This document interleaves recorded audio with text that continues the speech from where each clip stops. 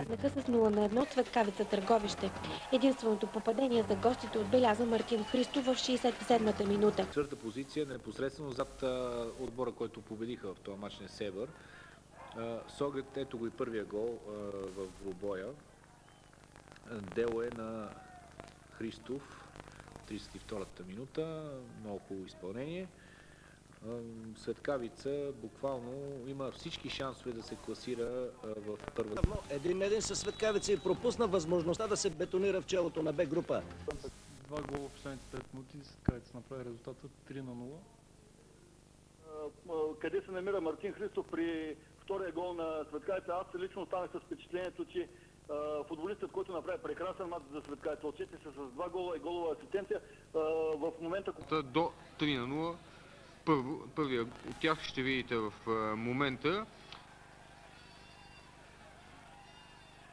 Автор на второто попадение в този матч е дело на... Пред погледите на 10 000 зрители на стадион Тича във Варна. Без Талкийски и Ричард, сините започнаха по-активно и във втората минута можеха да водят в резултата.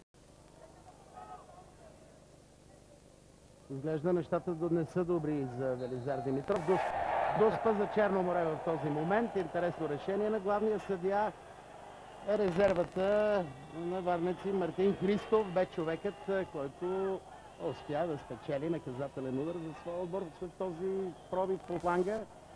Добра смяна се оказва той за старши треньор на Черно море Ясен Петров. И сега ще стане най-сетне сложно за Илко Пиргов, вратарят на ЦСКА, защото топката е поставена. Шут на Андонов. 2 минути по-късно обаче той бе безпомощен, след като юношата на варненци Мартин Христов бе изведен сам срещу него и с великолепно воле удвои резултата. Последваха невероятни пропуски на Масена Моки, който дари оцели градата в 65-та минута, след като засече центриране от корнер на Слави Жеков. 10 минути по-късно упражнението се повтори, но това не обезкуражи домакините, които се втурнаха в атаки и в 40-та минута успяха да изравнят. Масена Моки проби отляво, центрира остро и след разбъркване Мартин Христов изравни. На автобус надпис "Случайен превоз".